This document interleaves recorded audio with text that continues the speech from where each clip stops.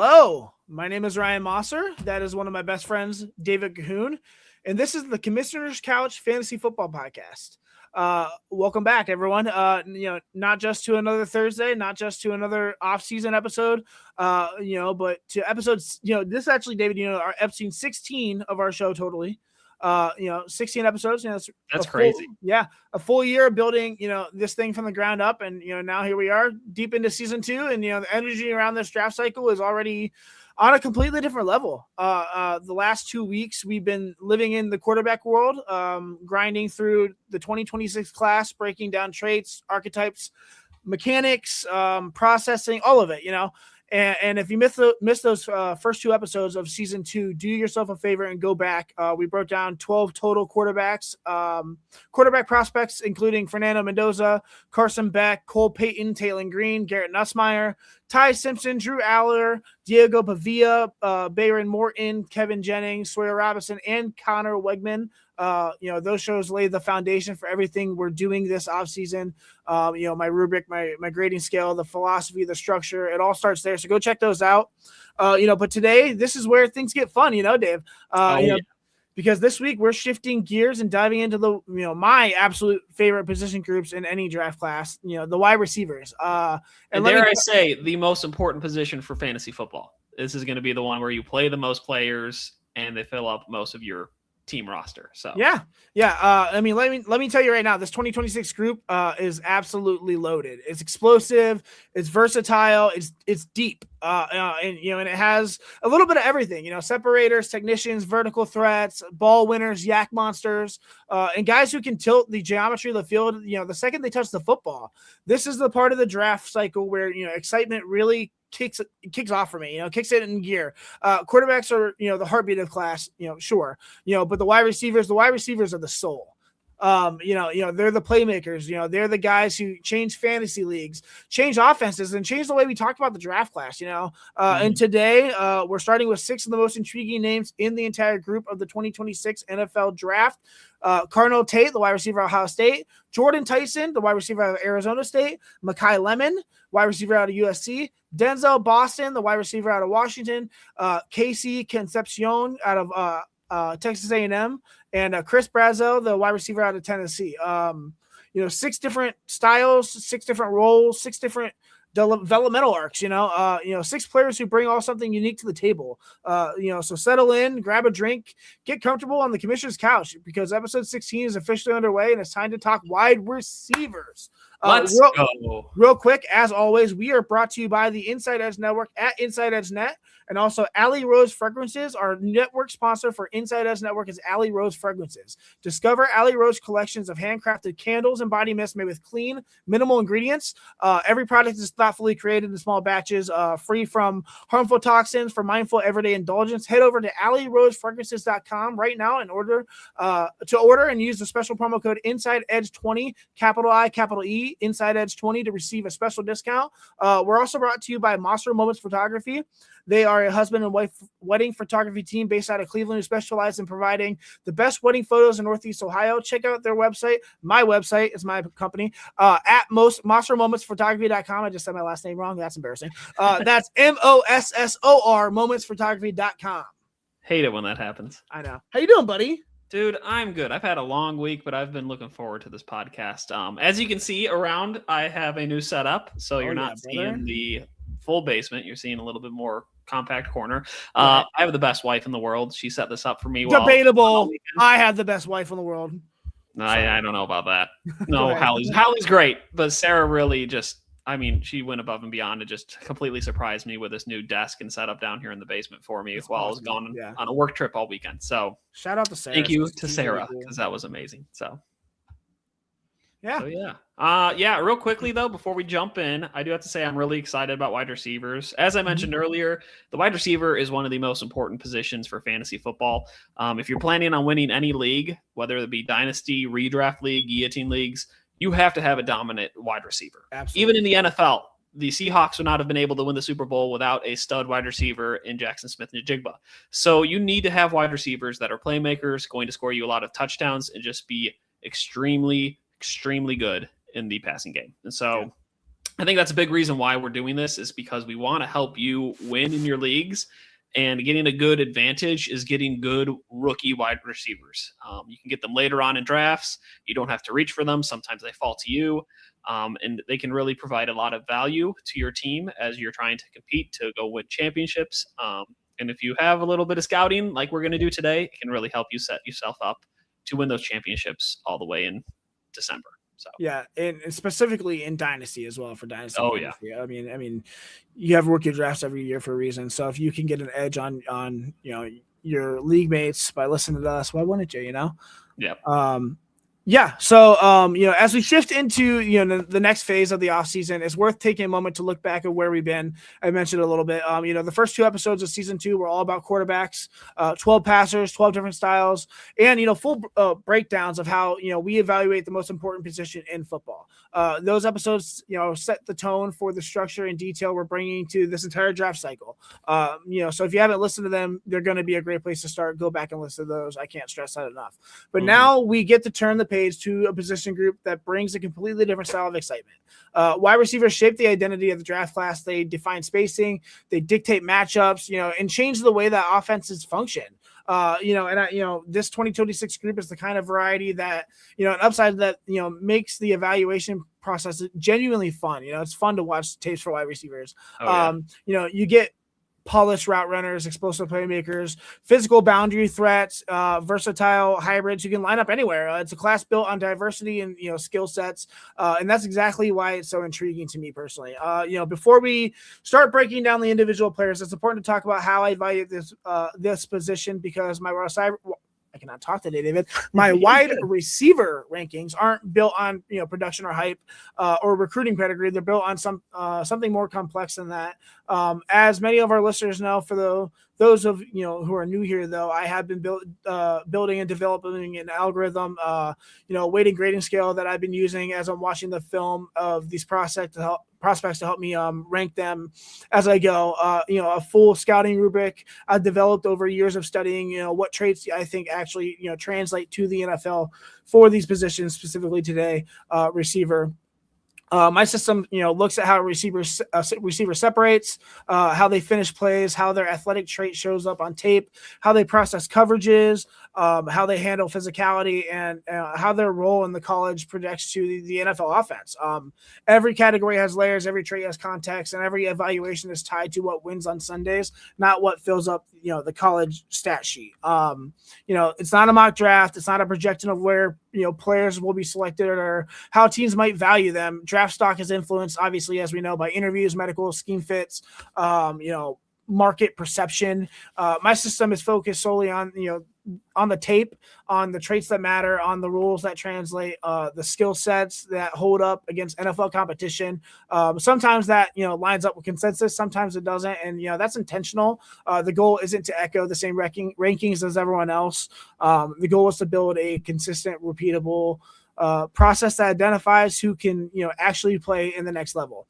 We also may sometimes refer to something as RAS. I don't think any of the receivers we covered today actually had an RAS. The guy who does the RAS, Kent Lee Platt, follow him at MathBomb on Twitter. Really great source for especially combine results. RAS is the relative athletic score. It's basically a composite metric that compares a player's athletic testing to decades of historical data at that specific position. So every player that he's got, a couple of thousand per position, he ranks them, where they stack up. So yeah, it's insane. It's a useful snapshot of how players measure up physically, but it's only as complete as the testing data available, which is important as well. Without a full verified, data set, no official RAS score is generated. Like for Carnell Tate for example, the absence of his RAS card, doesn't necessarily change anything because he didn't necessarily do a ton in the draft, the combine. His tape already shows exactly how athletic traits function in the real football situations. With that foundation in place, I think it's time to start, diving into these receivers, Dave. We're covering, like I said, today, 6 players, 6 different profiles, and we're going to bring something unique to this class. This is where the fun begins. So we will go ahead and start with our first receiver. Number 1, Carnell Tate. I love it. I love it, David. David made that. That was pretty cool. Thank you. Yeah. Carnell Tate, wide receiver out of Ohio State. He is my wide receiver 1 on my big board, and actually my 5th overall prospect total on my big board. 6'2", 195, the 4.53 40 time from the combine. I need a cough. Excuse me. I'm going to mute myself. Sorry about that. Measurables. Excuse me. Carnell Tate brings the kind of, frame and movement profile that fits, seamlessly in today's perimeter receiver roles. Roughly 6'2", around 195. Like I said, he'll have to put on a little muscle on his frame, but he still carries, a lean, efficient build that allows him to, glide through routes without wasting motion, I think. His arm length and wingspan give him a natural extension on vertical throws, and his hands are consistently strong and confident. Tate profiles as a modern Z who can shift over 2X alignments without losing any of the nuance or timing that makes his game work, I think. His style is built on smooth acceleration, controlled transitions, and a calm poise present at the catch point. As we know, Tate arrived at Ohio State with a level of polish rarely seen in first-year receivers, even in a room stacked with NFL talent. Obviously, he earned early trust by showing his maturity, his discipline, and a deep understanding of route craft. Brian Hartline's coaching influence is evident in every part of his game. There's the pacing, the body control, the attention to detail. Tate's rise wasn't about flash. It was about consistency. He absorbed coaching quickly, handled competition with professionalism, and steadily carved out a role in one of the most demanding receiver pipelines in the country. I think the most. Everything about his development points to a player who understands how to prepare and how to translate coaching into production. How he plays with a level of composure that stands out immediately, I think. His routes unfold with purpose. They're never rushed, never frantic. He maintains balance throughout every phase of every rep. He's a three level threat because he understands how to manipulate defenders without pacing, how to disguise his intentions and how to stay controlled through contact. His ball skills are natural and I think effortless as well. He tracks the ball with ease, adjusts late to avoid tipping defenders, and finishes plays with strong, steady hands, really strong, steady hands. Whether he's working, the sideline, attacking intermediate, middle, or stretching the field vertically, Tate brings a sense of reliability that quarterbacks gravitate towards. His separation ability, I think, comes from technique, not gimmicks. His release package is varied and efficient. His foot fire, glide releases, hesitation moves, all designed to keep defenders off balance without wasting steps. He understands how to press vertically just long enough to, force a corner to commit before snapping off his break. I think he's incredible at that. His pacing is, one of his best traits as well. He changes speeds naturally, accelerating to threaten vertically, and throttles down smoothly at the break point as well. His breaks are sharp, they're controlled. He has minimal drift, and he consistently maintains balance through the cut. Against man, he wins with timing and precision. Against zone, he shows a strong feel for spacing, and he adjusts his depth to stay in rhythm with the quarterback. His ball skills are among the cleanest in the class as well. He extends to the football with confidence, rarely allowing it, to get into his body. His tracking ability is absolutely advanced as well. He locates the ball early, adjusts late, and maintains control throughout contact. He's comfortable in contested situations because he understands how, to frame, position his frame, how to shield defenders, and how to finish through physicality as well. Along the boundary, he shows excellent awareness, consistently getting his feet down and maintaining control. After the catch, he also transitions quick from a catch to a tuck to minimizing turnover risk by staying ready to absorb contact as well. He's definitely not a pure burner. We saw that in the combine, but his athleticism is functional and efficient. His strides are long and fluid. They allow him to build speed naturally, and he can stack defenders when he wins early on the route as well. His burst is smooth rather than explosive, but it's enough to gain leverage on short and intermediate routes. His short area quickness shows up on the top of routes where he can snap down and redirect without drifting. His body control is absolutely excellent. It's advanced. He adjusts midair. He maintains balance through his contact. And contorts his frame to secure difficult catches, as we've seen time and time again at Ohio State.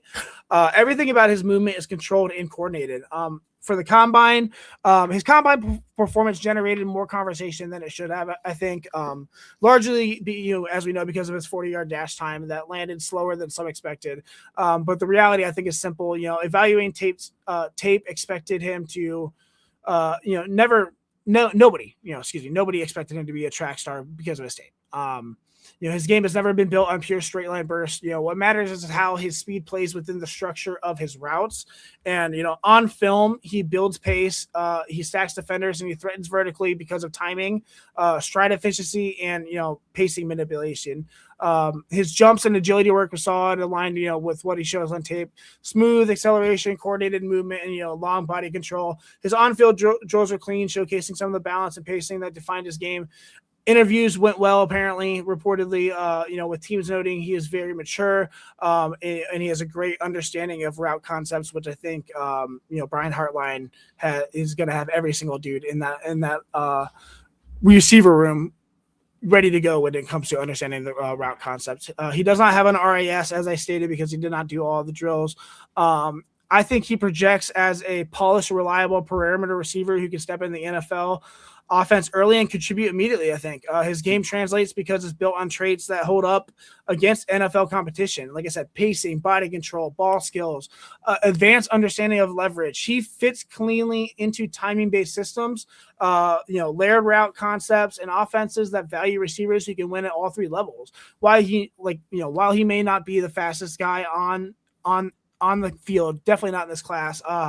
His play speed, technique, and consistency give him a high floor still. And his ability to manipulate defenders and finish plays give him a legitimate wide receiver one upside. He profiles as a long-term high volume target who, can earn a ton of targets, who can become a centerpiece of a passing attack. So. Yeah, I love Carnell Tate. I agree with everything that you just said. He's not my number one wide receiver on my list. Okay. Who's your number one? Are we going to get that? We'll get there. Okay. We'll get there. But yeah, Carnell Tate, he's a big player. He's definitely played in that pro style offense and ran every route tree imaginable. He's somebody who's just going to play bigger than like his frame will suggest. He will high point the ball, like you said. And it's just like the do it all wide receiver for Ohio State. I think here's the weird thing that I feel like a lot of people get hung up on outside of like his 40 time at the combine, which is garbage. Like nobody should be getting hung up on that. Hold that thought with what is his name? Monroe Freeling. Sorry, continue. Me and David have a separate argument about Browns and what they should do with 6 overall. Oh, continue. I love Monroe Freeling. Anyway, I think the argument that a lot of people have made, and I don't know if it's a fair argument, is that they don't know if he can be a true wide receiver one in the NFL. To that, I'm not buying it. I don't like that argument. Yeah. He was very productive, got better every year. Somebody that was relied upon time and time again. I think he can be a real true number one in the NFL. My player comp that I have for him is actually Michael Pittman Jr., somebody who came into the league also unsure if he could be a wide receiver one, and I think shown signs and flashes of that. And I think the system he was in kind of created a situation where he was the number one. It's not the number one. It was very volatile for him. But I think in the right situation, that will not even be a problem for Carnell Tate, and he will just dominate. I think that the big play ability that Michael Pittman shows, I see a lot of that in Carnell Tate. The ability to separate, the ability to run crisp, clean routes. He kind of do it all. Will block, will chip, will get physical if he needs to. Like I see a lot of that in his game.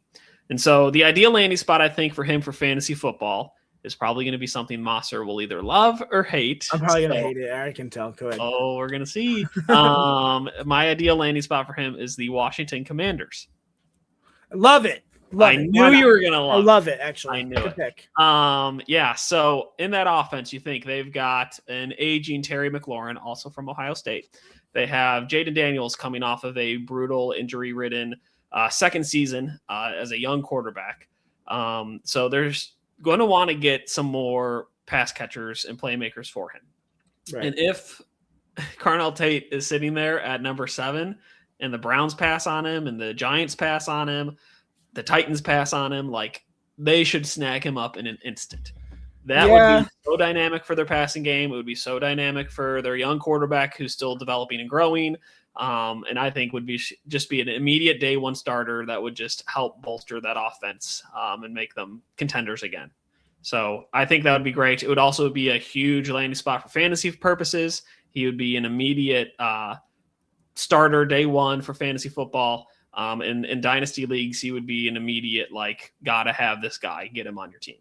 So, would you, if you're the Commanders, take him over Jeremiah Love if they both are sitting there? Yes. Interesting. Okay. I would.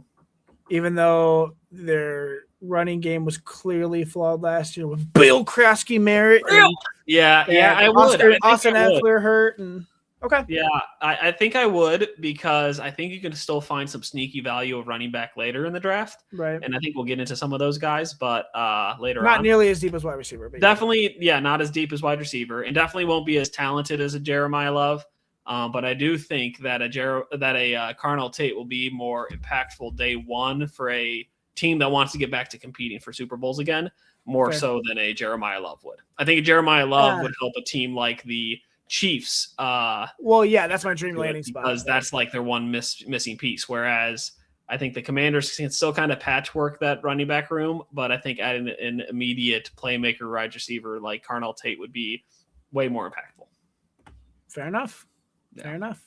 So yeah, I think Jeremiah Love would also be incredibly impactful. I think he is generational. But but I honestly don't think he leaves the top 5. I think a team's going to trade up to get him. That'd be crazy. We'll see. I mean, that we haven't seen that since who? Saquon and Ashton Genty. Would he go 5 or 6 last year? Genty went 6, I think. Yeah. Okay. So, yeah. There you go. All right. You ready? Wait, what? I was just saying that's wild that nobody but Saquon lately has gone in the top 5 for. Well, I mean, the devalued of the position's been devalued totally since. I mean, maybe hopefully once they get their finally get their contracts. I cannot think today. Where it matches their value. I know they've been fighting for that for the last few years. Nick Chubb never got that for the Browns. And that's sad because they probably get the most hits. They probably put their body out on the line the most, if not as equal to any other position on the field. So you want to see them fairly get compensated. But at least now, I mean, for the longest time, they were talking about, the running back position as a whole just dropping to the second round regardless. We saw that with Derrick Henry, and now it's nice to see that, teams are rolling back and getting those guys sooner because they deserve it. And I mean, especially with guys like, I think Jeremiah Love is much better than Genty, but nonetheless, these guys who are considered to be generational, or I mean, you can't say they're generational if there's one every year, but still, nonetheless, I'm glad they're getting their flowers and drafted higher in the draft. So no, I agree. Yeah. All right. Well, shall we move on to number 2? Number 2, let's do it. Second receiver. Number 2, Jordan Tyson. I love it. This is funny. Love it. Shout out to David for doing these transitions, by the way. Hey, thanks. And wide receiver, Arizona State. He's my wide receiver 2 on my big board. My 10th ranked prospect in my on my board right now. 6'2", 200 pounds. Projected mid 4.5 40s times. Jordan Tyson brings the frame and demeanor of a true boundary receiver to any NFL team. Roughly 6'2", 200 pounds, 205, as I said. He carries a sturdy, well-proportioned build that allows him to hold the line against physical corners. His arm length and wingspan give him a natural reach on vertical throws. His hands are steady and reliable. And I think that, he fits the mold of a modern X, someone who can line up on the boundary, win isolation routes, and handle the physical demands of playing outside as well. His game is rooted in timing, leverage manipulation, and veteran-like understanding of how to create workable throwing windows, I would say. His background, he started at Colorado. I mean, his journey has been defined by resilience. Obviously, flashed early at Colorado before sustaining the knee injury that cut short what looked like a breakout freshman season for him. His transfer to Arizona State gave him a fresh start, and he gradually rebuilt his confidence and form in a new system, working under coaches who emphasize detail, physicality, and route discipline. He sharpened his technique and expanded his understanding of how to attack coverages as well there. His growth reflects a player who studies the position, who absorbs coaching, and approaches the game with a professional mindset.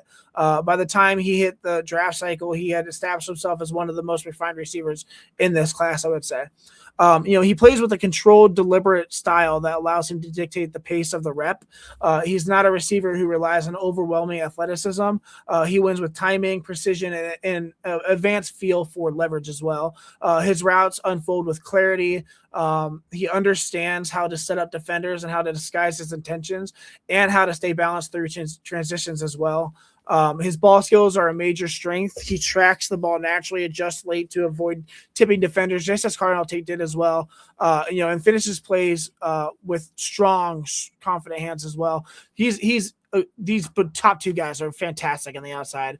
Whether he's working the sideline, attacking intermediate middle, or settling into soft spots against zone, he brings a level of consistency that any quarterback can trust. His separation ability comes from craft. His release packages are varied and purposeful, I would say. He uses the same things, foot fire, jab stuff, all these guys off the line, hesitation moves, stuff like that, to keep corners from landing, clean contact as well. He changes speed smoothly. He accelerates, to threaten vertically and throttles down when he needs to as well. And he's really controlled with his body. His ball skills are one of the defining elements of his profile. He extends to the football with confidence. His tracking ability is excellent as well. He locates the ball early. He can adjust. He maintains control through rough defenders as well. He's very physical. In contested situations, he uses timing and position to win the catch point. Tyson's athleticism is effective and efficient, I would say. His burst is solid, allowing him to gain early leverage when paired with well-timed releases. His long speed is adequate, I think, to threaten vertically when he wins early in the route. And he has really efficient strides as well that can help him maintain separation. His body control, like I said, is a standout trait specifically. He adjusts mid-air just like Cardinal Tate did as well. He can contort his frame. He's just a big body, man. His combine, I think, was is unusual experience, I would say. He chose not to participate in any athletic testing due to lingering hamstring injuries, usually with knee injuries that he sustained his freshman year. Usually, as you're recovering, you'll probably have a hamstring injury on that same side just because you're trying to compensate a little bit. So he's dealing with that as well, which meant no 40-yard dash, obviously. He didn't jump. He didn't do agility work. So he doesn't have RIS as well. But he did do bench press. Did you hear about this, David? I did, yeah. I was going to talk about it. Yeah, oh, well, I'm going to. He only made history, which I think is really interesting. He put up 26 reps, just one shy of the all-time record for the position of wide receiver at the combine. That performance reinforced what shows up on tape. Dude is strong, he's competitive, and he's physically prepared for bounce, which I think is really important. Interviews were mixed publicly due to off-field questions, obviously. Both teams reportedly appreciated his honesty and accountability. None of the combine noise changes what I see on his film. He is a polished, reliable, technically advanced receiver with a translatable game to the NFL. He projects as a steady, dependable boundary receiver who can step in the NFL offense early and contribute right away. I think his game does translate to the NFL nicely. He's got great attention to detail on routes. He's got fantastic ball skills. Like I said, he can manipulate leverage really well as well. He cleanly fits into timing-based systems, offenses that value receivers who can win without needing to manufacture touches. His floor is that of a reliable wide receiver 2, can handle volume and, function as a chain mover. His ceiling is of a true wide receiver 1, though, in a system that emphasizes precision and timing. I think his polish, his toughness, his versatility make him one of the safest and most translatable receivers in this class. In terms of his injury history, the injury history is one thing that it gets brought up, obviously, and rightfully so, fair to acknowledge it. Like I said, he tore his ACL, MCL, and PCL in Colorado in 2022 during his freshman breakout season. Then he sustained the hamstring injury in 2023 after transferring to Arizona State. It limited his availability and explosiveness. Obviously, it was considered one of those soft tissue follow-up injuries to the ACL recovery window. Not to mention, he was still fully recovering from the ACL injury in 2023. 2024, then he suffered a collarbone injury, which caused him to miss college football playoffs. That was the year with Cam Scadaboo when he went mad and yeah. In his college career, despite his bad injuries, though, he still played in 33 games. He's had 158 catches for 2,282 yards and 22 touchdowns, 14.4 yards per catch. So yes, we should acknowledge his injury history. It would be irresponsible not to, but when you watch how he plays now, it's hard to find signs that those setbacks have taken anything away from his game. Specifically, if anything, he looks sharper and more intentional because of what he's been through. He competes with real toughness. He handles physical corners without flinching. He carries himself like someone who's had to earn every step of his development, and I think that's important. For me, the injuries aren't necessarily a reason to hesitate. I think they're more of a part of what really has shaped him and into a mature, detail-oriented receiver who already plays with professional mindset. So. Yeah, no, I agree with everything that you said. And I was going to bring up that bench press record almost setting. Crazy. Talk about how tough that is. But also, I think with that, too, it brings up, I think, clearly just how mentally tough and how mentally focused he is as a player. He's somebody who's super competitive, but is going to be mentally engaged and mentally nothing's going to rock me. Right. He's already been through so much anyway that it's Absolutely. Nothing's going to rock me. And so I think that mental toughness is really, really important when you're thinking about him as a player overall too. He's elusive in the route running. You talked about him being able to disguise what route he's running and get behind coverages. There was a clip that I saw, I think 2 days ago when I was getting ready for this, where he was running a comeback and he was just riding behind the corner's back the whole time, just hiding in the blind spot. Hit the brakes, turned around, wide open, created 20 yards of space. Beautiful little things like that just show up constantly in his film and is just sneakily good. He's very agile. I agree the injury concerns are something to be mindful of. Sure. I don't know if that's necessarily what should be the main focus of him as a player and a prospect. I think he's been mentally tough enough to overcome a lot of those. I don't see it showing up, especially in this last year of his film. And I think that he's definitely going to be a wide receiver 1 in the NFL. He's my number 1 on my wide receiver board. I think he has the highest ceiling of a player of this year's wide receiver draft, but maybe not the highest floor. I think that would probably go to Carnell Tate. And so when you're looking at drafting for fantasy football or even in the NFL draft, I don't know if you want to just go based off of safety or what has the highest floor. I think you want to go for what has the most potential. And I think a player like Jordan Tyson can really, really be an impact player for a fantasy team that's trying to develop and grow. And in the right landing spot, he could be a day 1 player. Agreed. So the comp that I have for him is a little old school, but I think it suits him so well. And that's Larry Fitzgerald.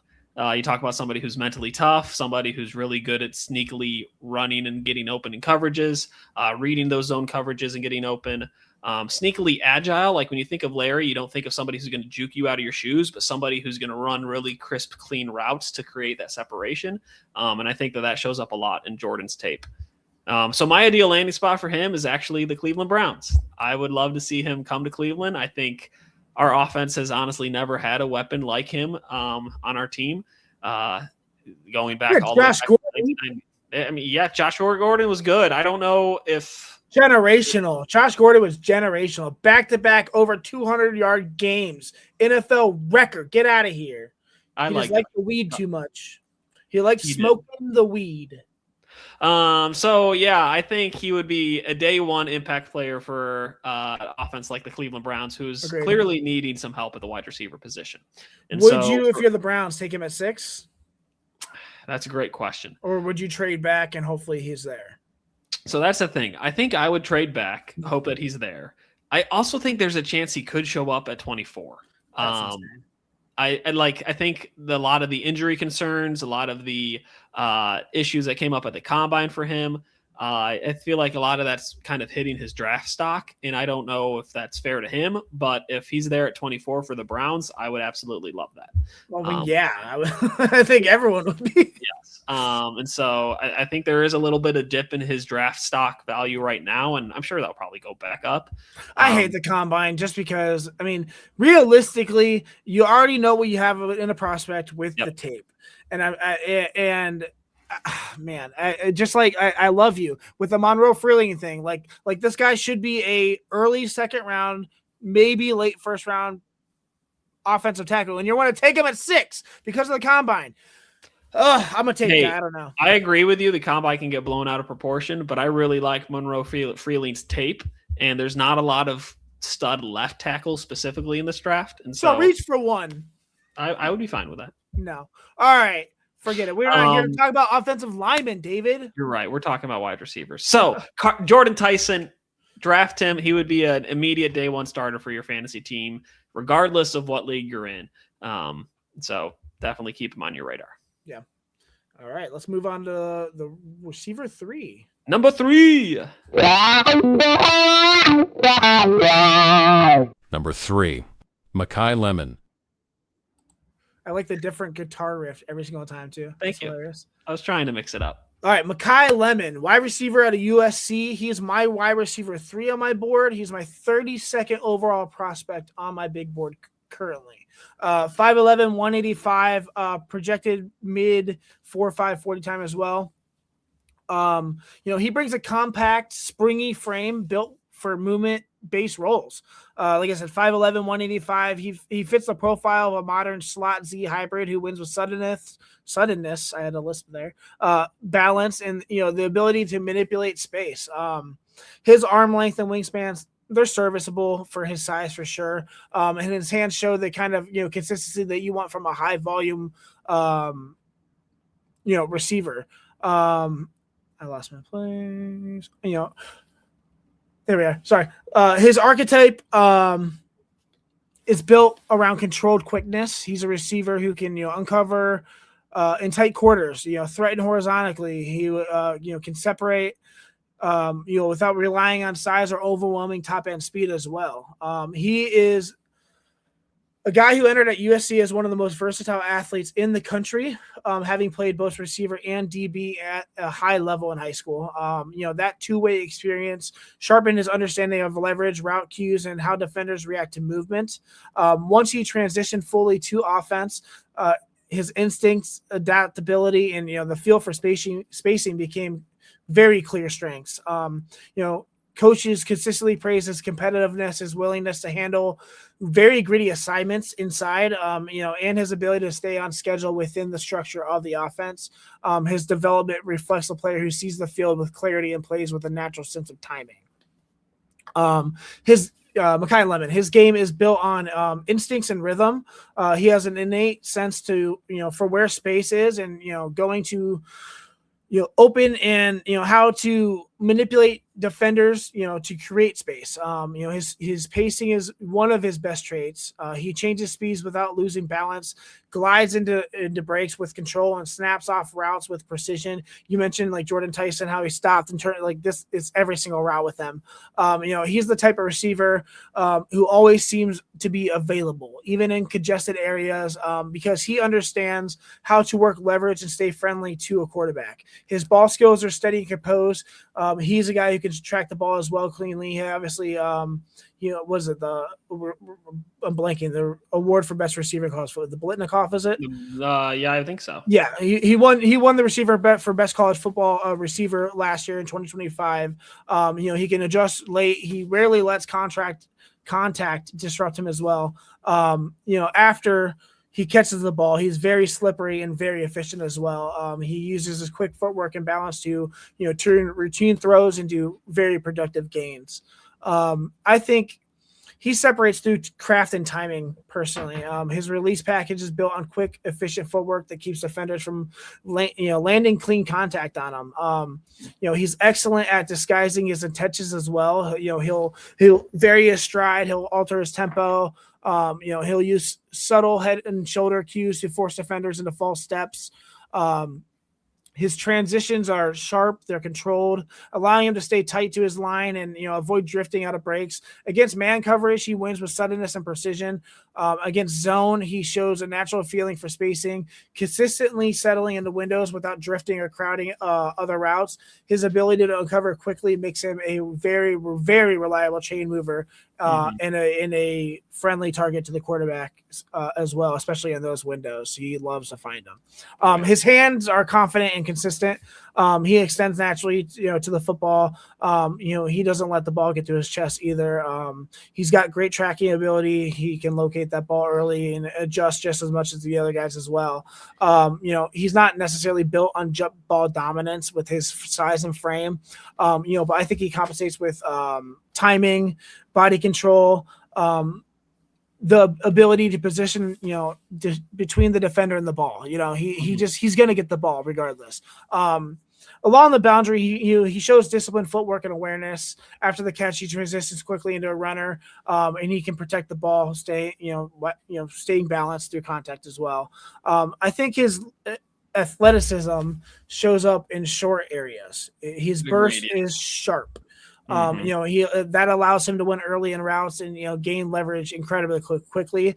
His long speed is adequate, but his ability to build pace and accelerate out of breaks gives him more vertical utility than his size would suggest. I would say his agility is a clear strength. He can redirect without losing balance and maintain speed through tight transitions. His body control is absolutely excellent. He can adjust midair. He can maintain structure through many different complex route paths as well. He's definitely not a pure speed threat, but he's efficient, he's coordinated, and he is consistently effective. His combine performance was a mixed bag. His on-field drills reflected exactly what we saw on tape. But where several teams reportedly came away concerned with him is how he handled certain questions at the combine. Those reports created noise. They don't necessarily change, the reality of his tape on the field for his value, but he definitely came out of the combine as somebody who seemed difficult in interviews, and that's not necessarily a good thing if you're trying to have a good impression on NFL teams. His projection, he projects as a versatile last year. Yeah, right. His projection, I think he projects as a versatile, high usage hybrid receiver who can thrive in modern spacing based offenses. His ability to separate quickly, adjust on the fly, and uncover in tight areas make him a natural fit for timing driven passing games. Early in his career, he should function as a reliable slot option with the flexibility to rotate to Z and attack intermediate areas. His instincts, his balance, his competitive edge give him the strong floor, while his multi-alignment value and his yard after catch ability provide very, very meaningful upside in the NFL. With the right offensive structure, Lemon has the potential to become a feature weapon who consistently moves the change and creates matchup problems for defenses. So yeah, I agree with everything that you said. I think his quick release and his ability to accelerate is really what stands out on his tape.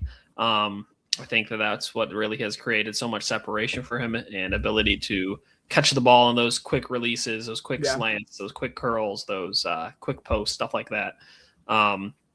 His ability to run after the catches also really stands out too. He somehow looks like a Jerome Bettis, but playing wide receiver. Like, I don't know how to describe it. It's like he looks like a bowling ball and looks really impossible to tackle once he gets going, but is not the fastest guy in the world, is not the biggest guy in the world, but just looks hard to bring down. And so I think that's a really cool thing that is a little unique, I feel like, in the wide receiver world right now. I think the biggest question mark for him right now, and you kind of talked about this when it came to interviews with other teams at the combine and even like interviews with the media, he kind of seems like a little bit of a head case.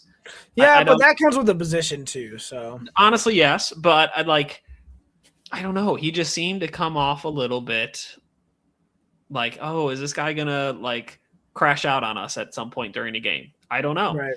And so I think that's kind of a little worrisome. It might be hitting his stock for a little bit. But the talent is clearly there. The ability to separate and accelerate and stop on a dime is definitely there. Yep. And the ability to break tackles and be difficult to bring down is clear. Sure. So with that, I put my player comp for him as Jarvis Landry, actually. Somebody who is also really good at releases, really good in those short, intermediate routes. That's the word I was looking for. And then also somebody who is a little bit difficult to bring down, is really tough.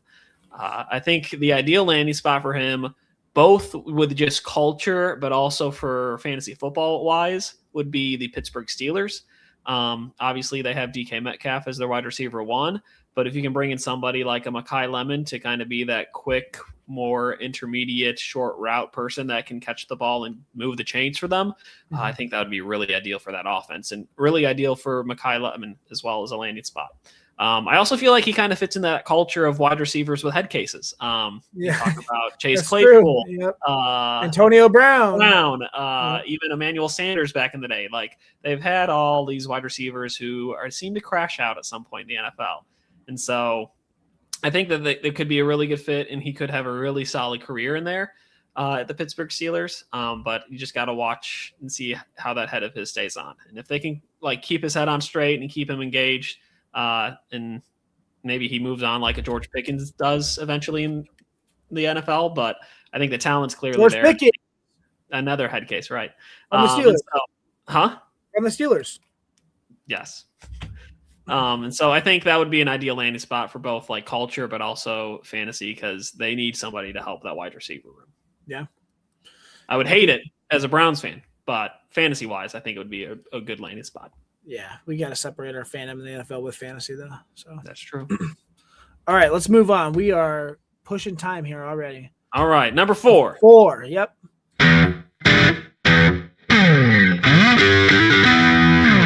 Number 4. Denzel Boston.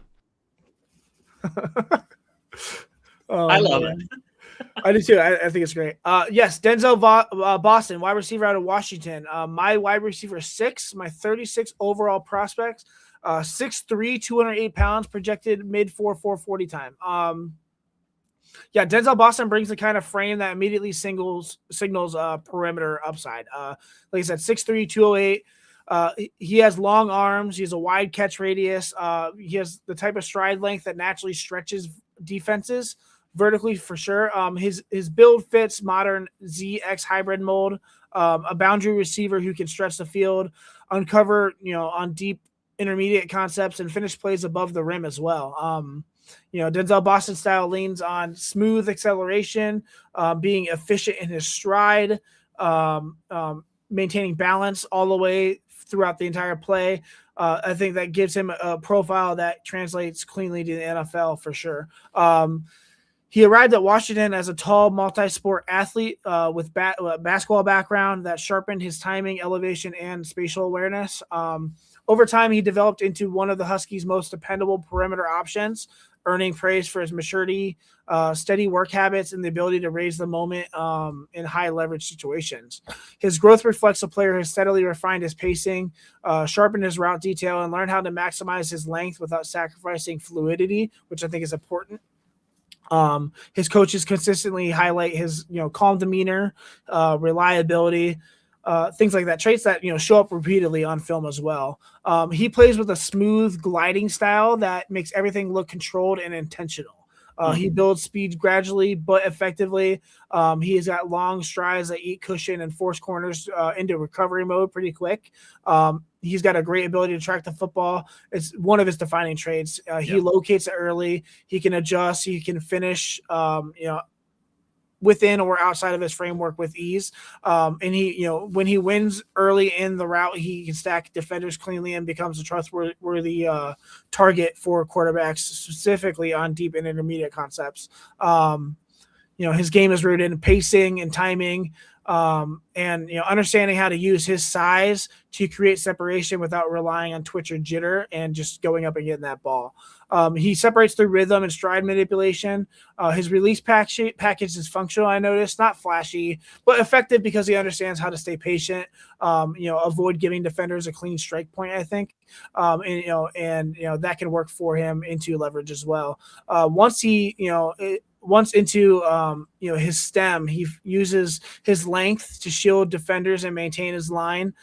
His pacing is a strength. He subtly varies his strides to keep corners guessing and creates lane separation by accelerating at the right moment. For a taller receiver, he transitions through breaks with surprising control, I would say. He sinks just enough to stay efficient without losing speed.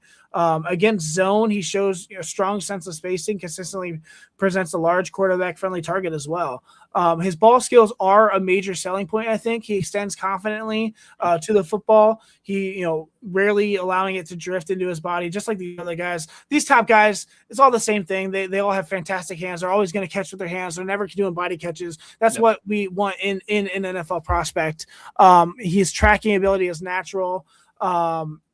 In contested situations, he uses timing, length, and body control to win above the rim. He's going to get that jump ball. He's got a great basketball history, which I think will definitely translate into the NFL. His athleticism shows up in stride and body control. Like I said, he's not a short area jitterbug, but he moves with coordination and efficiency. His long speed is more than adequate. Once he opens up and covers the ground quickly, he can stack corners, who I think misjudge his pacing, especially specifically in college. We'll see how that handles with more a higher level of competition in the NFL. His agility is functional, allowing him to stay balanced through transitions, maintaining separation once he creates it. At the combine, his combine was incomplete from a testing standpoint. He didn't run the 40-yard dash, which means obviously we don't have an official time to pair with his projected 4.40, 4.4, 4.45, 40. That I see on tape. He went through measurements and positional work, and on-field drills reflected, what you expect on tape. What I project, he's a perimeter receiver who can immediately give an NFL offense a vertical stressor and a reliable boundary target. His combination of size, like I mentioned, his efficiency and his strides, in his ball tracking, make him a natural fit for schemes that emphasize deep routes, intermediate routes, layer concepts. He should thrive as a complementary Z who forces defense to account for his vertical presence and contested catch ability. As he continues to refine his release package, and add functional strength, I think Boston has the potential to grow into a matchup-driven starter who can tilt coverage and become a consistent chain mover in high-leverage situations in the NFL. Yeah, I agree with everything you said. He's real smooth when he runs. He's got that big body, huge catch radius, catches things with his hands really well. I think he's a little bit more physical than a lot of people give him credit for, too. Okay. Somebody who's not afraid to get into the run game and block, and somebody who's willing to go into traffic and take a hit. I noticed that as well. I think the question that I've got for him is, what does it look like on this next level? Can he separate? I think he's fast enough and he'll be fine, but I think the separation part, especially on those shorter routes, might be a little bit tougher for him, especially coming off of the line of scrimmage and getting jammed and stuff like that. And so how can he grow in that area, I think would be really important to watch as this first rookie year goes on for him. Yeah. Player comp that I have for him is Cortland Sutton. I think somebody who you just described as smooth, good hands, big catch radius, somebody that can be relied upon time and time again, but isn't going to put up like these insane, crazy numbers like a Jamar Chase or even a Mike Evans or anybody like that, but just somebody who's just consistent. And I think that's a good way to describe Denzel Boston, somebody who's consistent. And so the ideal landing spot that I have for him would be, for fantasy football purposes, the New England Patriots. Talk about a team that just went to the Super Bowl, and they were not able to really overcome and get their offense moving against a really great defense in the Seattle Seahawks, mostly because their wide receiver core was awful. Their offensive line was awful too. That's true, yes. And so you talk about players like Stephon Diggs, who just got cut by the New England Patriots. Who else is there? Literally nobody. AJ Brown, baby, coming soon. That would be a great move actually for them and for AJ Brown. I think, though, Denzel Boston could be a day one starter right away in an offense like that, where they have nobody in the room right now. They have no clear wide receiver one, and he can be somebody who could also take the time to slowly develop into that wide receiver one role there, and become like the Cortland Sutton for Drake May. I think that would be somebody who could be relied upon time and time again and become a safety blanket almost for Drake May, and could be really, really beneficial to his fantasy value early on and even long-term in that young offense with a young quarterback. And so I really like that landing spot for him. We'll see what happens though, but I do like Denzel Boston. He's my wide receiver 4 actually. So there you go. Yeah, he was my, what did I say, 6? Yeah. 6, yeah. There you go. So quick question. This can be a short conversation. When you look at these top 4 wide receivers we just talked about, how would you like put the gap from the top player all the way down to Denzel Boston? How big of a gap is that between them? I mean, there's obviously a tier break after Mekhi Lemon, I think. Mm-hmm. I think Boston is probably one of the top features in that second tier of receivers. I mean, there's a lot of rumors that some of the late teams in the first round are going to be looking for a receiver. Yeah. You think Boston, you think KC Concepcion, you think Chris Brazzell, you think Omar Cooper, Elijah Sarah. There's a lot of names there. I mean, Jacoby Lane. There's a ton of names there. I don't think maybe one more escape and get. I think Tate, Tyson, and Lemon are all 3 first-round picks. I think. Agreed. Yeah, I'd be incredibly surprised if not. I think Boston could be early to mid-second round, but that's toss-up. I think the second tier is much tighter as well with some of these guys. Agreed, so it's just we'll find out. But I think there's going to be like probably 6 or 7 receivers taken second round, early third round. So absolutely. Day 2 will be busy for a receiver for sure. Yeah. I think I agree with that. I think that there is a gap between the top and the second tier. Yeah. I would also kind of put Mekhi Lemon also on his own tier. Like should be in tier 1, but I don't know if he's necessarily to the same category as a Jordan Tyson or Carnell Tate just yet. I think you're just comparing the type of receiver as well. Maybe. It all depends on fit. I mean, obviously, in NFL offenses, the outside receiver is the more valuable receiver. The slot guy not necessarily isn't the featured role, but I mean, he can be a wide receiver 1. There's comps like Amon-Ra St. Brown, Deebo Samuel, 2 different guys, similar play style as well, who can play out the slot. I mean, if he becomes one of those guys, he's a top 5 receiver any given year, given obviously injuries with Deebo. But ceiling wise, ARSB is not a bad comp. So not bad at all. Yeah. All right, number 5. Let's do it. Number 5. Okay, see Concepcion. Oh, he pronounced it right. Wow. He did. I know. Wow. KC Concepcion, wide receiver, Texas A&M. My wide receiver 8, my 41st overall prospect on my my big board, 5'11", 190, projected mid 4.5s, 40 as well. KC Concepcion profiles as a modern hybrid receiver who can live in the slot, bump out to Z, and move pre-snap without tipping the play. 5'11", 190. He's built compactly enough to handle traffic inside, but still carries enough density to survive contact on the perimeter. His frame and style, fit the space manipulator, archetype more than a classic boundary alpha. He's the guy who you use to stress rules, not just run go balls. The way he sinks, the way he redirects, and accelerates make him a natural fit for spacing based, motion heavy offenses that want their slot to be a true focal point, not just a check down. He doesn't just show up on as a plug and play slot. He's built this profile over time, I would say. He broke out early in the ACC at NC State. Shout out to my C2C league where I've had him for a few years on college fantasy football. I love KC Concepcion. I've had him on my team for years.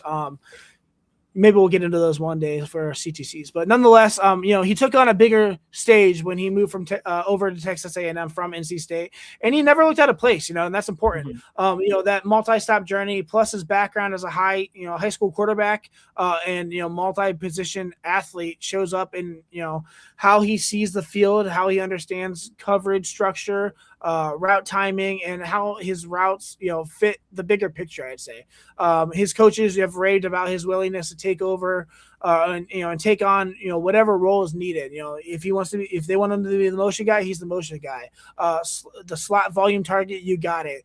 Gadget touches, red zone option. He's been the guy in different ways, and that adaptability. Oh my goodness. Adaptability. I'm so tired. It's a big part of why he translates to the NFL. His game is built on timing.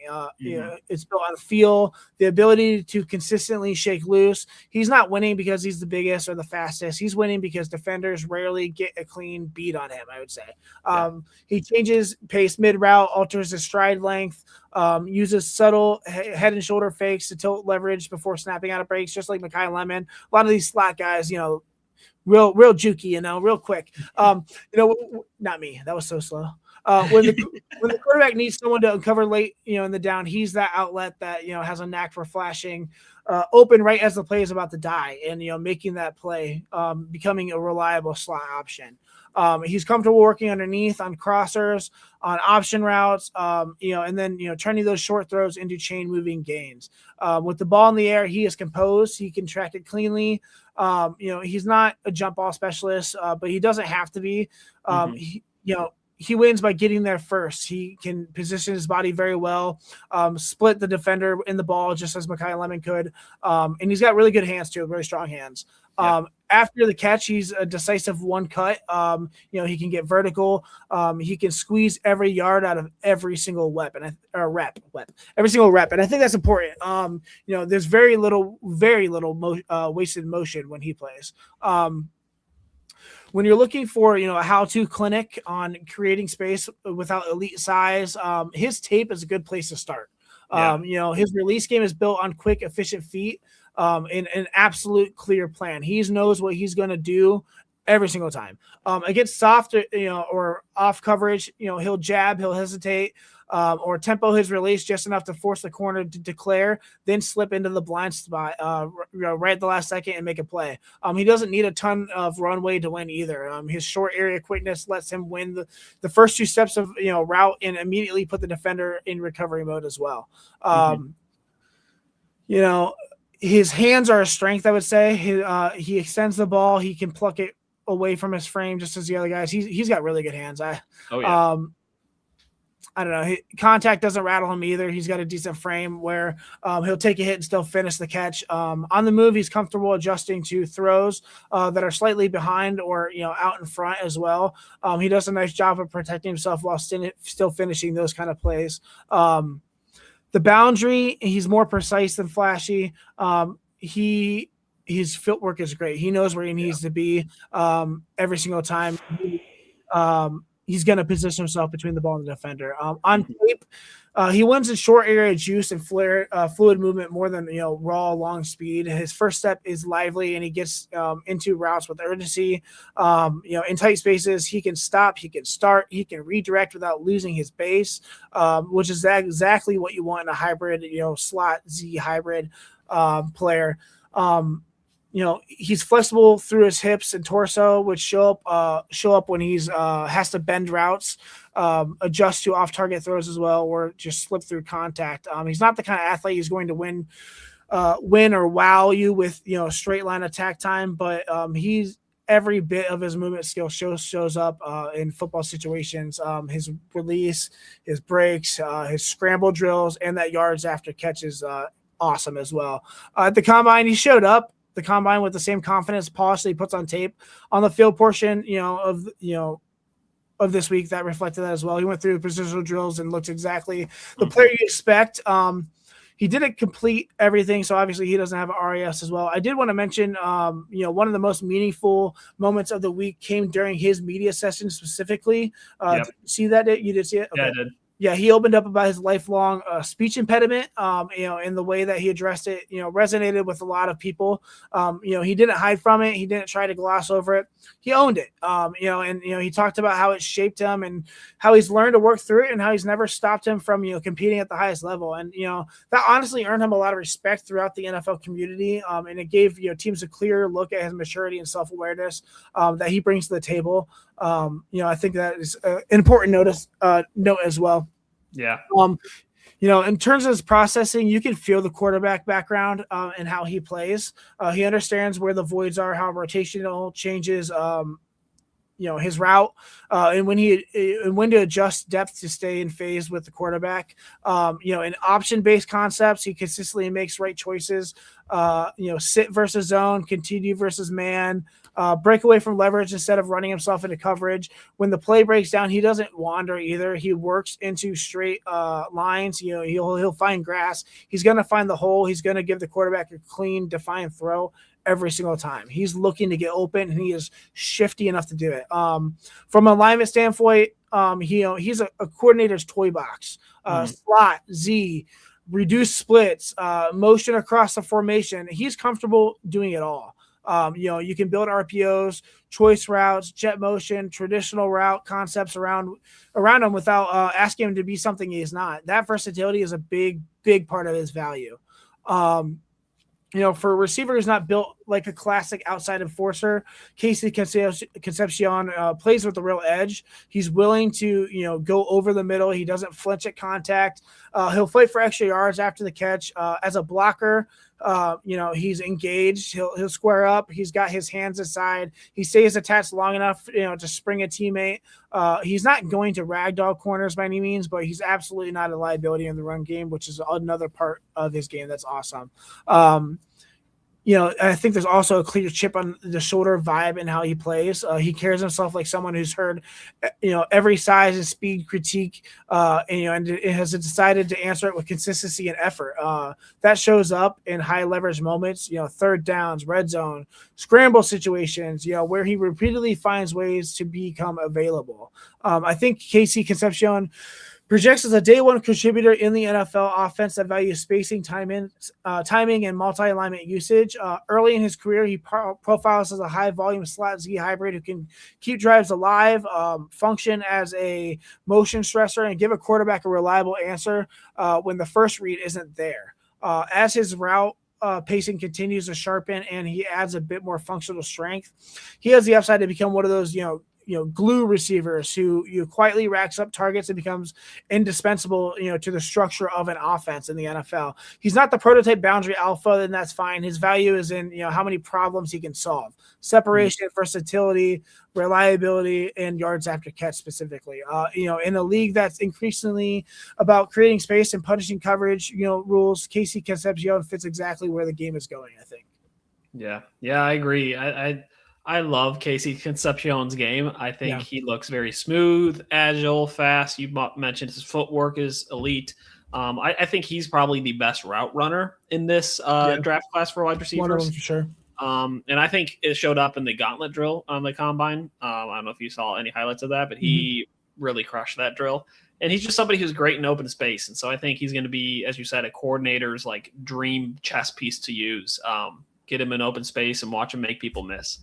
And so my comp that I have for him is Emmanuel Sanders, going back to the Steelers, I guess. But somebody who has that elite footwork, can really thrive well after the catch in open space, and somebody who has really strong hands and a good route runner. And so my ideal landing spot for him is somewhere later in the first round, but the San Francisco 49ers. That'd be crazy, yeah. Yeah, I think that team used to have a lot of weapons 2-3 years ago. Now they're kind of at a shortage. All they've got is Christian McCaffrey and a beat-up George Kittle. The Ricky Pearsall pick from a few years back has not panned out as anybody thought it would. The Brandon Ayuk situation seems to be up in the air and nobody knows what's happening. Is he going to continue playing in the league at all? What's happening? I have no clue. And so I think they're going to need somebody like a Casey Concepcion to come in, be a team player, be somebody who's going to be coachable, somebody who's going to do whatever Kyle Shanahan asks of him, and just be a chess piece for them again. I think he could be really, really dynamic in both the short, intermediate, and deep passing game, but also somebody that does the screens and end arounds. When you get the ball in his hands, he is electric. And so I think that would be an ideal landing spot for him. I like it, actually. Yeah. Yeah. Look at that. I like it. Wow. Like it. All right. Last but not least, number 6. Number 6, Chris Brazel. That was a crazy one. All right. How to keep you awake, all right? Is that how you pronounce his last name? Brazel? I believe so. I've been calling it Brazel forever. I'm so bad at these. I'm so bad at it, especially these offensive linemen. Do you know how long it took me to pronounce Francis Maui Noah? And I'm messing up now. Maui Noah. There's not even an N in his name, bro. There's not. But what the hell? Nonetheless, all right, Chris Brazel. The second wide receiver out of Tennessee. My wide receiver 7. My 39th overall prospect, 6'5", 205. Officially 4.37 40 time from the combine. Insane. That is moving. Chris Brazel projects as a prototype boundary frame with rare height, 6'5", and he's lean, efficient, 205 pounds, build that allows him to cover ground with ease. His arm and wingspan give him a naturally expanded strike zone, and his hands are strong enough to consistently win outside of his frame for sure. He fits the mold of a vertical X or, a field stretching Z, long gliding receiver who forces defenses to defend deep third and create matchup problems simply by stepping onto the field. His movement style is built around stride length, pacing, and body control rather than a lot of suddiness or twitch. He began his career at Tulane, where his size and vertical skill set immediately stood out in a run-heavy offense. His transfer to Tennessee placed him in a more aggressive passing environment, and that's where his game really opened up. The increased volume of downhill opportunities showcases his ability to track the ball, win above the rim, and threaten defenses vertically, especially with that speed, which I was not expecting at 4.37. That's insane, dude. That is. Coaches on both stops consistently praised his maturity, his willingness to work, and his ability to handle the physical demands of playing outside as well. His development across 2 programs reflect a player who has steadily sharpened his pacing and has improved timing and has learned to maximize his length without sacrificing a lot of his fluidness. He plays with a smooth, controlled glide that makes size even more difficult to handle. 6'5", guys, runs a 4.37. What? He builds speed gradually, but effectively. He has very long strides. I don't even know if I can say it anymore. According to my film, that he built it gradually, but he's fast. He's way faster than I projected, way faster than I saw on tape. Obviously, running a 40 in a gym without pads and stuff is different, but he is faster than I thought. What separates him from other tall receivers is how composed he is on the boundary. He's great with leverage. He's very patient and uses his very tall frame to maintain his line when the smaller corners try to disrupt him. He also played basketball, and that background shows up, the way he elevates, the way he jumps, the way he controls his body and contested situations. His separation profile is built on stride manipulation and physical control. He's got a functional and efficient release package. He uses his length to keep defenders off of him, off his chest, and he likes to initiate contact on his terms. He's pretty physical. Against soft press, he'll glide into space and force corners to declare leverage. Against firmer jabs, he can take that strike, and he's looking to, reset his path and try to run through somebody while staying balanced. He shines in his ball skills and finishing. He can attack the ball very strongly. He has got really good hands. He's got great tracking ability. That speed is going to be incredible in the NFL for vertical threat as well. His athleticism is built around speed, his efficiency in his stride, his body control. His official 4.37 40-yard dash obviously confirms what shows up on most of his tape. Once he opens up, he can run past quarters and threaten in a vertical way that few receivers his size can. At the combine, he was absolutely one of the biggest risers. Like I said, 4.37 40-yard dash, turned heads immediately. Not just because, let me slow down. Not just because he's fast, but because he's fast for a receiver who's at 6'5". That time validated the long speed he shows on film and cemented him as one of the most intriguing vertical threats in this class. His on-field drills reflect the same traits. He's got smooth acceleration, great tracking, the ability to stay coordinated through movement patterns that often expose taller receivers. Didn't really affect him too much.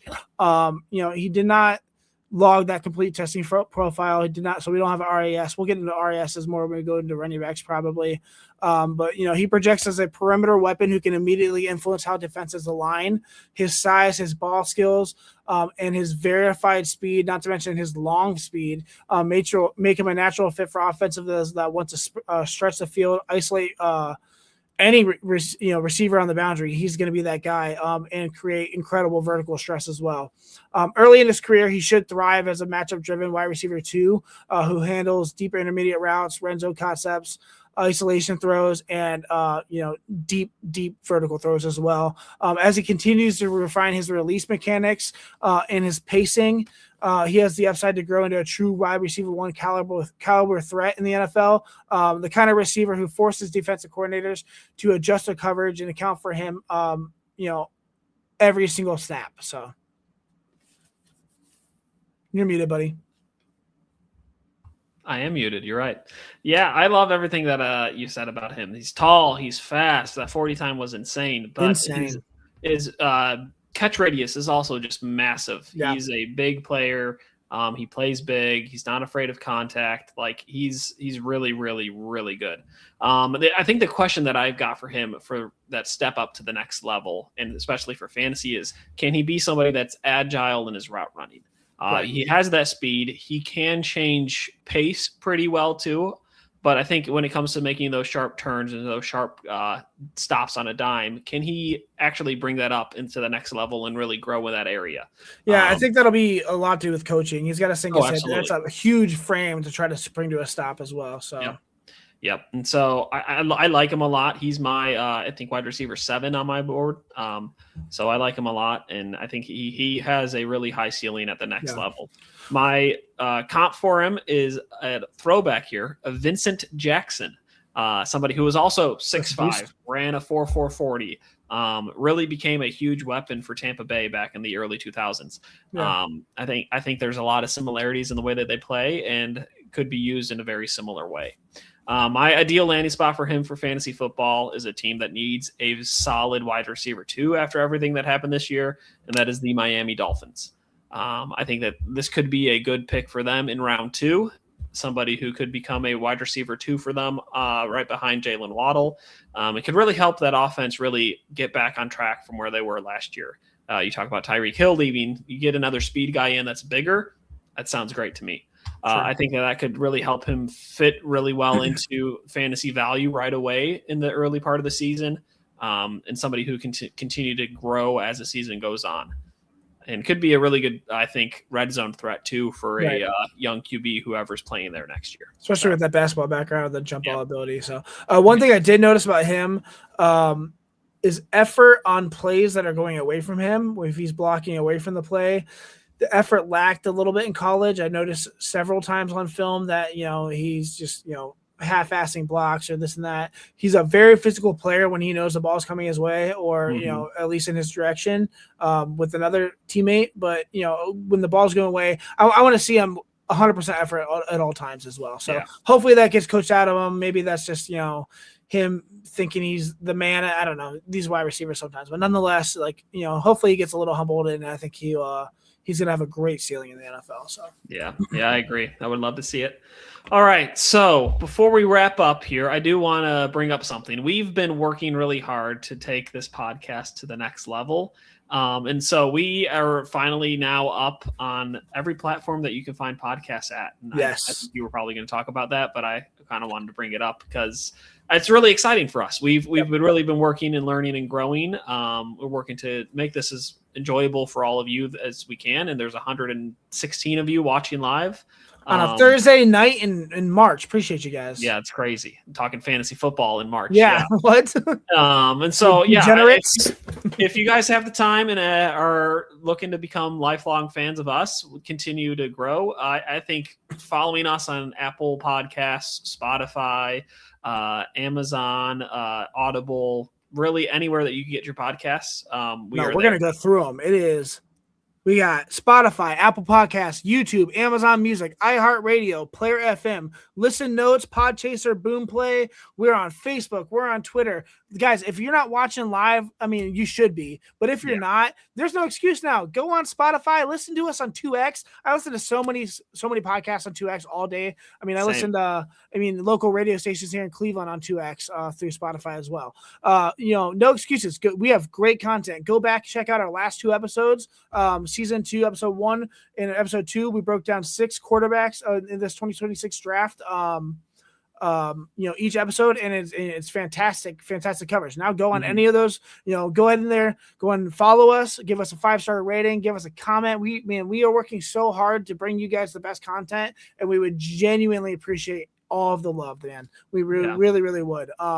And I will say this is a great time to get in, because this is kind of like the ground floor, grassroots time to get in. We have a lot of things planned for this summer. We want to do some mock drafts. We want to do some guillotine leagues with some of our fans. And so you're in now. Might as well just embrace it and join us for the fun ride, because it's going to be awesome. Yeah, for sure. All right. Once again, real quick, I wanted to bring out our ads real quick. We are brought to you by Inside Edge Network at Inside Edge Net.